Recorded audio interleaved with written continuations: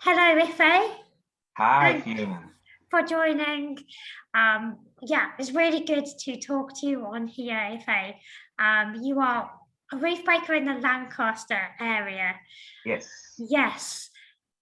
Would you like to introduce yourself? Tell us a bit about yourself, Ife. Okay, my name is Ife. The full name is actually Ifeolu, but it's okay to call me Ife. Ife means love, and Ifeolu means the love of the Lord. And I always like to say that, not just because it's true, but because, you know. So my full name is Ifeolu Akintunde. I grew up in Nigeria and then came to Lancaster to do my master's, and then just stayed. I found a local church to worship here, King's Community Church in Lancaster, and I became part of Lancaster community. I did a doctorate, and I just remained in Lancaster really. Fantastic. Brilliant. And are you connected with a church, Ife? I am connected with at least one church and several church groups as well. So I'm connected. I worship generally at King's Community Church in Lancaster here.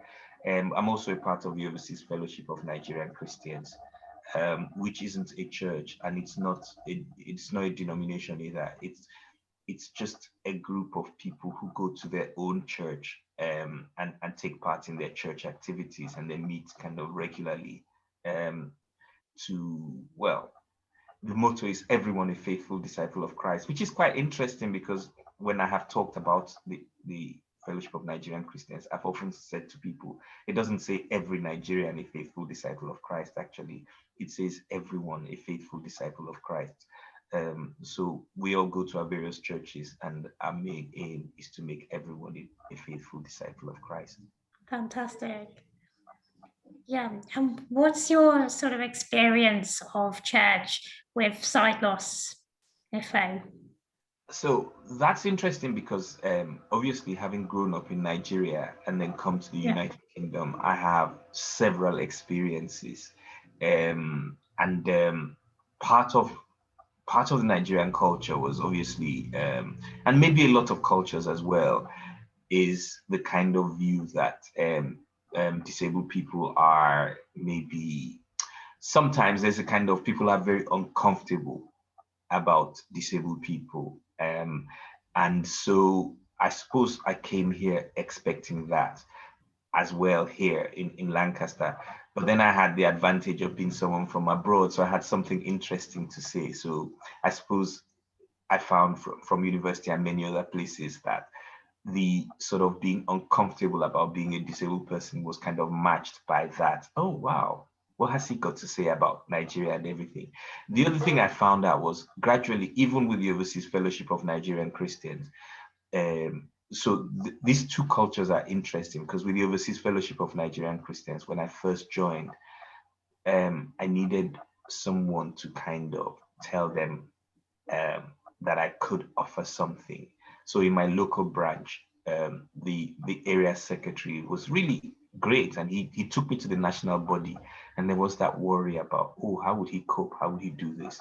But now I've become I helped draft the constitution. I became national publicity secretary. I'm now director of missions, evangelism, and discipleship. So after a while, there was that. While he's a part of our community, and in my church, I'm also on the board of trustees. But there was a difference with my church, was that I actually, didn't put myself forward. I think there was that. I remember the first time someone said, "Oh, you can play the piano, you can sing, join the worship group," and I was like, "No, they wouldn't have me." And so I went to eventually, after much persuasion, I went to the, worship leader whose name was Nick, and I was like, "Nick, well, Nick, after some stammering, I said, it's been suggested," I said, "that I join the worship group." And he goes, "I've been waiting for you." Like, what do you mean you've been waiting for me? I said, "Well, I could hear you sing from the back of the church." I'm like, "What?" Anyway, so there I was thinking I was singing quietly. Unfortunately, my voice isn't that quiet, as I discovered. But so I gradually became a part of the church. I found that my church, King's Community Church, is a great family. And it was only after being a part of Kings that I discovered that there was a group then online, and it was called eChurch. a new church was set up for blind people who were finding it difficult to cope with going to church because of a lack of accessibility.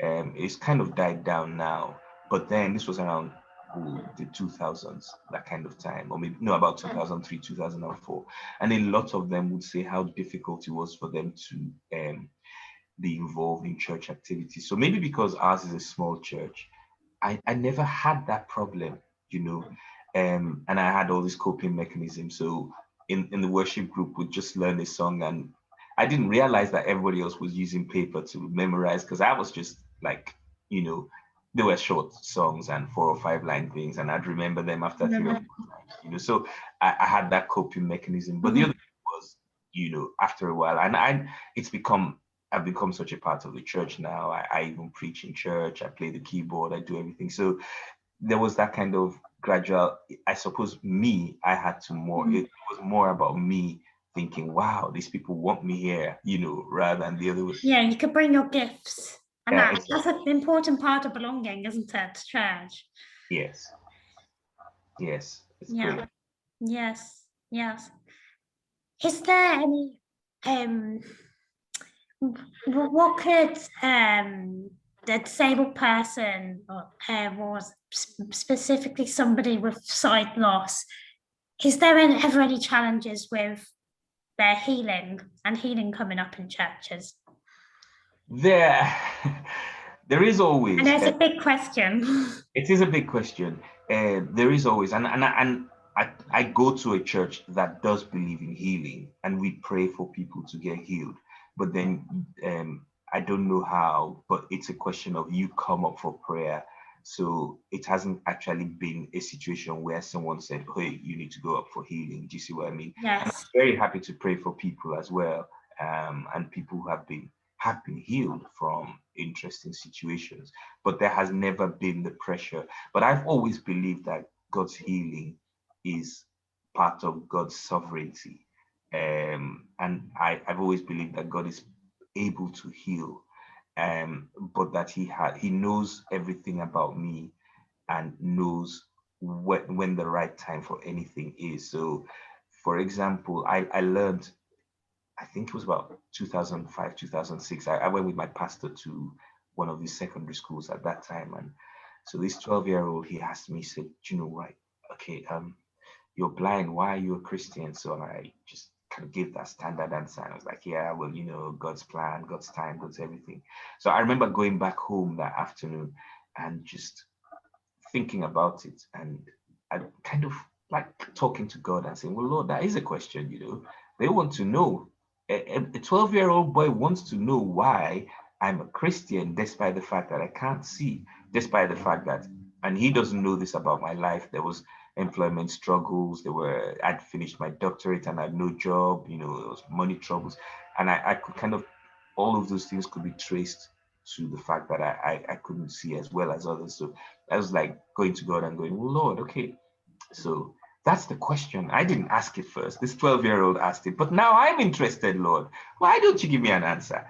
And, you know, after a while, I started to realize a lot of things that the best way to put it is that blindness has taught me um, a kind of empathy, a kind of understanding of life from a completely different perspective from a lot of other people. Yes. And I was actually I was surprised. You know, in my family, um, a lot of my friends like my family very much because when they go, they don't find that patronizing attitude from my brother or my sister or my parents. You know, they find that because, and a lot of my friends from a lot of my blind friends have really kind of, they are such a part of my family just because we all are, we look at these things in a kind of different way, perhaps even from most of the Nigerians I meet. I don't know if that makes sense. Yes, thank you. Very hard to explain in 3 minutes, I think. Yes, yes. But it's also interesting though that I started to research this and I started to read the Bible, and I kind of realized that contrary to that belief that everyone in the Bible was healed, actually there was actually quite an interesting group of people who were not healed, but who still had great faith. So even Jacob, for example, actually, Jacob got a broken hip because he wrestled with God. It's like, okay.